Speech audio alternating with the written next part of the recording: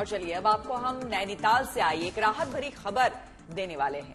दरअसल हुआ ये कि नैनीताल में रोपवे से सफर के दौरान एक ट्रॉली तकनीकी खराबी की वजह से बीच रास्ते में ही खराब हो गई, जिसमें सफर कर रहे 12 लोग हवा में ही फंस गए। और बताया जा रहा है कि ट्रॉली में 6 विदेशी सैलानी समेत 5 स्कूली बच्चे और एक वहीं का स्थानीय निवासी सवार था। रोपवे में गड़बड़ी की जानकारी जैसे ही कुमाऊं मंडल विकास निगम के कर्मचारियों को मिली, टीम हरकत में आई और ट्रॉली में फंसे लोगों को किस तरह से रेस्क्यू किया गया, देखिए जरा।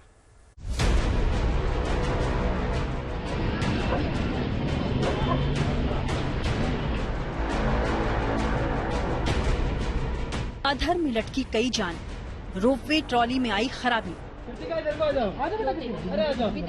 डरी सहमी से स्कूली बच्ची को रोपवे वाली ट्रॉली से नीचे उतारा जा रहा है। घटना से बच्ची डर गई, काफी भावुक भी हो गई, क्योंकि उसके साथ उसका भाई भी इसी ट्रॉली में सवार है। उसका भी रेस्क्यू होना बाकी था। बताया जा रहा है कि करीब 150 फीट पर हवा में लटकी रही 12 जिंदगियां। नैनीताल में दरअसल जिस रोपवे ट्रॉली में ये लोग सफर कर रहे थे, उसमें अचानक से तकनीकी खराबी आ गई। इस वजह से रोपवे ट्रॉली न आगे बढ़ पाई और न पीछे जा सकी। रोपवे में गड़बड़ी की जानकारी जैसे ही कुमाऊं मंडल विकास निगम के कर्मचारियों को लगी, टीम हरकत में आई और ट्रॉली में फंसे लोगों को सुरक्षित निकालने के लिए शुरू हुआ रेस्क्यू ऑपरेशन। बताया जा रहा है कि ट्रॉली में खराबी के वक्त 6 विदेशी सैलानी, 1 स्थानीय और 5 स्कूली बच्चे सवार थे, जिनकी हिफाजत को देखते हुए ट्रॉली की इमरजेंसी एग्जिट वाली जगह से रस्सी की मदद लेकर एक एक कर सकुशल निकाला गया। वहीं रोपवे ट्रॉली में खराबी पर रोपवे संचालन करने वाले कहते हैं कि ट्रॉली आगे पीछे चलने लायक थी, उसकी महज कंपेयरिंग टूटी थी, जिसके बाद एहतियातन रोपवे ट्रॉली में फंसे लोगों को रेस्क्यू किया। अब दिक्कत कुछ भी रही हो, रोपवे ट्रॉली सवार सुरक्षित हैं, ये राहत की बात है। हालांकि ट्रॉली की तकनीकी खामी दूर करने के लिए रोपवे का टेस्ट होगा।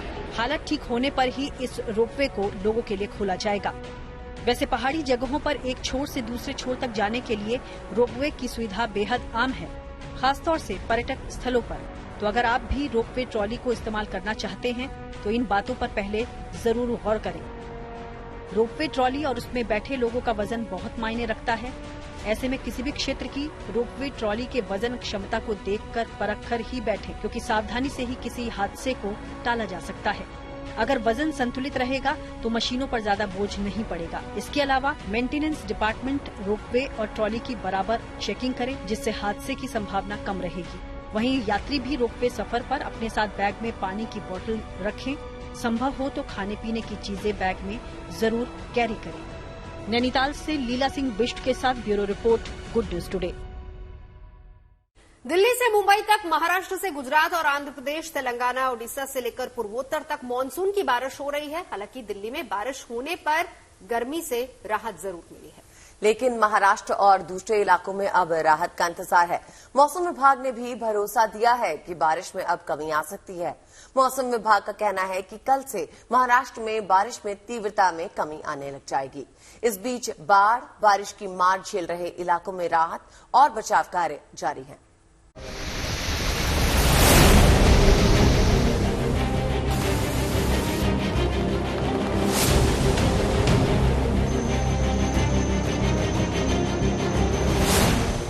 चारों तरफ पसरे सैलाब के बीच चल रही नाव, जगह जगह बचाव और राहत के इंतजाम। ये तस्वीरें तेलंगाना के भद्राचलम की हैं। गोदावरी नदी में सैलाब के कारण यहां के तमाम इलाके जलमग्न हो गए हैं, तो फंसे हुए लोगों को सुरक्षित जगहों पर पहुंचाया जा रहा है। बचाव दलों के रूप में देवदूत बने जवान लगातार इन इलाकों में सहायता पहुंचा रहे हैं। उम्मीद जताई जा रही है कि जल्द ही नदी का पानी उतरने लगेगा और लोगों को संकट से छुटकारा मिलेगा। हालांकि तेलंगाना में अभी भी भारी बारिश का अलर्ट है, लिहाजा प्रशासन सतर्क है। Very to heavy rainfall predict की गई है और गवर्नमेंट ऑफिशियल्स, जीएचएमसी ऑफिशियल्स और कई सारे कलेक्टर्स भी स्टैंड बाय और हाई अलर्ट में है कि अगर किसी को कुछ मदद चाहिए, हेल्पलाइन नंबर्स भी दी गई है। तेलंगाना गवर्नमेंट ने 2 चॉपर्स भी डिप्लॉय किए गए हैं ताकि ये देख सके कि अगर कोई उनके घर पे स्ट्रैंडेड है और उनके घर के आसपास जो पानी भर चुका है वो बाहर नहीं आ सकते, उनके मदद के लिए वो चॉपर्स भी रेडी है एनडीआरएफ टीम के साथ। वहीं मुंबई और ठाणे समेत महाराष्ट्र के तमाम इलाकों को भी अब मानसून की मनमानी से राहत मिलने वाली है। पिछले कई दिनों से लगातार बरसात के चलते पानी पानी मुंबई को अब इस संकट से छुटकारा मिल सकता है। सिर्फ मुंबई ही नहीं बल्कि पूरे महाराष्ट्र को भीषण बारिश की छड़ी से निजात मिल सकती है। ये खुशखबरी मौसम विभाग ने दी है। मौसम विभाग की माने तो कल से यानी शनिवार से महाराष्ट्र में बारिश में कमी आनी शुरू हो जाएगी। मौसम विभाग के अनुसार महाराष्ट्र में सामान्य बारिश का कोटा पूरा हो चुका है। वहीं ओडिशा पर पूर्वोत्तर की ओर निम्न दबाव का क्षेत्र बन रहा है। हालात में बदलाव के कारण महाराष्ट्र में कल से बारिश में कमी आएगी। हालांकि कोंकण और सह्याद्री इलाकों में वर्षा जारी रहेगी। आज मुंबई में बारिश का अलर्ट है, लेकिन तेज बारिश न होने से लोग राहत महसूस कर रहे हैं। शुक्रवार सुबह करीब 6 बजे से मुंबई के कुछ इलाके, जिसमें साकिनाका हो, कुर्ला हो, चेंबूर हो, अंधेरी हो, इन इलाके में हल्की बारिश हो रही है, लेकिन कहीं भी जल जमाव की खबर नहीं है। तस्वीर में देख सकते हैं जो गाड़ियां हैं वो सुचारू रूप से चल रही है, लोग जो चल रहे हैं। उस वक्त मुंबई में आज स्कूल भी खुले हैं। हालांकि आपको बता दें मुंबई में बृहस्पतिवार को रेड अलर्ट जारी किया गया था, जिसके कारण मुंबई के स्कूल को बंद किया गया था, लेकिन आज फिर से मुंबई में स्कूल को खोल दिया गया है। आपको बता दें मुंबई में मौसम विभाग की तरफ से येलो अलर्ट जारी किया गया है। ऐसे में मुंबईकरों को सतर्क रहना होगा। इस बीच दिल्ली और आसपास के इलाकों में बरसात से मौसम सुहाना बना हुआ है। शुक्रवार को एक बार फिर दिल्ली एनसीआर के कई इलाकों में बारिश हुई, लेकिन राहत की बात ये रही कि लोगों को जल जमाव के कारण ट्रैफिक जाम नहीं झेलना पड़ा। दिल्ली से सुशांत मेहरा, मुंबई से एजाज खान और वारंगल से अपूर्वा, गुड न्यूज टुडे। और चलिए अब आपको दिखाते हैं किस्मत कनेक्शन की एक ऐसी खबर जिसने केरल की 11 महिलाओं की जिंदगी बदल दी। उधार के चंद पैसों से इनकी किस्मत ऐसी चमकी कि वो सब रातों रात करोड़पति बन गए। दरअसल इन महिलाओं के पास कुछ हफ्ते पहले तक लॉटरी टिकट खरीदने के लिए 250 रुपए तक नहीं थे और अब इनकी 10 करोड़ रुपए की लॉटरी लग गई है। जी हां, केरल के परपनंगी नगर पालिका के अंतर्गत आने वाली हरित सेना में ये 11 महिलाएं कचरा उठाने का काम करती थी। बुधवार को केरल लॉटरी ने इन्हें 10 करोड़ रुपए के मॉनसून बम्पर का विजेता घोषित किया है। बड़ी बात यह है कि इन महिलाओं ने कुछ हफ्ते पहले 250 रुपए की लॉटरी टिकट खरीदने के लिए पैसे जुटाने का फैसला किया तो उनके पर्स में 25 रुपए भी नहीं थे। उनमें से 9 महिलाओं ने 25 रुपए जमा किए थे, जबकि बाकी पैसे 2 महिलाओं ने साझा किए थे। अब ये सभी 11 महिलाएं 10 करोड़ की लॉटरी जीत चुकी हैं। करीब 35 साल बाद एक बिछड़े हुए बेटे को उसकी मां मिली। ये कहानी सुनने में भले ही फिल्मी लगे, लेकिन पंजाब के गुरदासपुर के जगजीत सिंह के साथ ये वाकया हकीकत में हुआ है। दरअसल गुरदासपुर के जगजीत को बचपन में ये बताया गया था कि उनकी मां मर चुकी हैं और जब बातों बातों में उन्हें हकीकत का अंदाजा हुआ, पता चला, तो उन्होंने अपनी मां की खोज शुरू की और आखिरकार मां और बेटे का मिलन हो गया।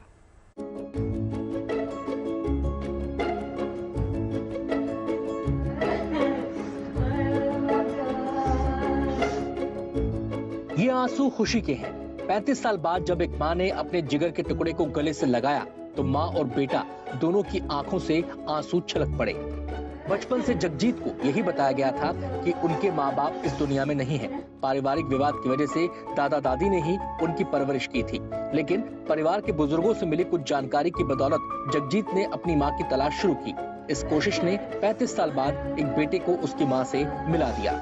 अपने फादर साहब ਨੂੰ ਦਾਦਾ ਜੀ ਨੂੰ ਪੁੱਛਿਆ ਕਿ ਇਹ ਐਲਬਮ ਕਿਹਦੀ ਹੈ ਤਾਂ ਫਿਰ ਉਹਨਾਂ ਨੇ ਦੱਸਿਆ ਕਿ ਇਹ ਤੇਰੇ ਮੰਮੀ ਡੈਡੀ ਸੀ ਜਿਨ੍ਹਾਂ ਦੀ ਐਕਸੀਡੈਂਟ ਕਾਰਨ ਮੌਤ ਹੋ ਗਈ, ਤਾਂ ਅਸੀਂ ਤੈਨੂੰ ਇਹ ਚੀਜ਼ ਅੱਜ ਤੱਕ ਨਹੀਂ ਦੱਸੀ।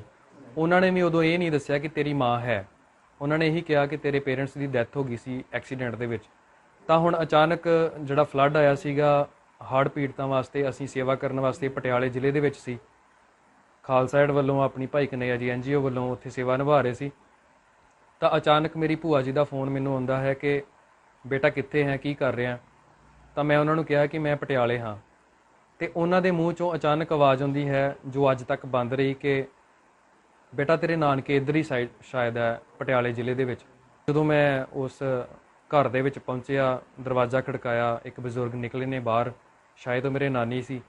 ਤਾਂ ਮੈਂ ਉਹਨਾਂ ਨੂੰ ਸਤਿ ਸ਼੍ਰੀ ਅਕਾਲ ਬੁਲਾਈ, ਅੰਦਰ ਗਏ, ਆਪਾਂ ਕਿਹਾ ਤੁਹਾਨੂੰ ਮਿਲਣਾ ਸੀ, ਕਹਿੰਦੇ ਆ ਜਾਓ। ਮੈਂ ਉਹਨਾਂ ਨੂੰ ਪੁੱਛਿਆ ਕਿ ਕੋਈ ਬੇਟੀ ਤੁਹਾਡੀ ਜਿਨ੍ਹਾਂ ਦੀ ਦੁਬਾਰਾ ਤੁਸੀਂ ਮੈਰਿਜ ਕੀਤੀ ਹੋਏ ਜਾਂ ਉਹਨਾਂ ਦਾ ਹਸਬੈਂਡ ਦੀ ਡੈਥ ਹੋ ਗਈ ਹੋਏ ਦੁਬਾਰਾ ਲਿਆਂਦਾ ਹੋਵੇ, ਤਾਂ ਉਹਨਾਂ ਨੇ ਦੱਸਿਆ ਕਿ ਹਾਂ ਇੱਕ ਬੇਟੀ ਸੀ, ਉਹਨੂੰ ਅਸੀਂ ਲੈ ਕੇ ਆਏ ਸੀ, ਉਹਦੇ ਹਸਬੈਂਡ ਦੀ ਡੈਥ ਹੋ ਗਈ ਤੇ ਉਹਦਾ ਇੱਕ ਬੇਟਾ ਸੀਗਾ ਸੋਨੂ।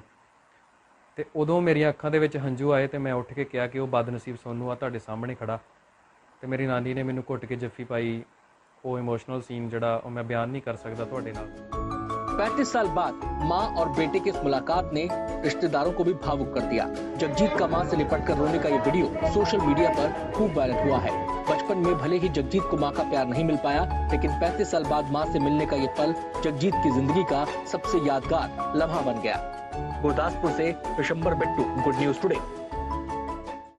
कुछ अलग करने का जज्बा और मेहनत का जब साथ मिले तो मंजिल आपके कदमों तले होती है। अनंतनाग के रहने वाले नए कयूम के साथ बिल्कुल ऐसा ही हुआ है। आज वो एग्रोटेक कंपनी के मालिक बन गए हैं। कयूम की सफलता का राज है उनका इनोवेशन के प्रति लगाव।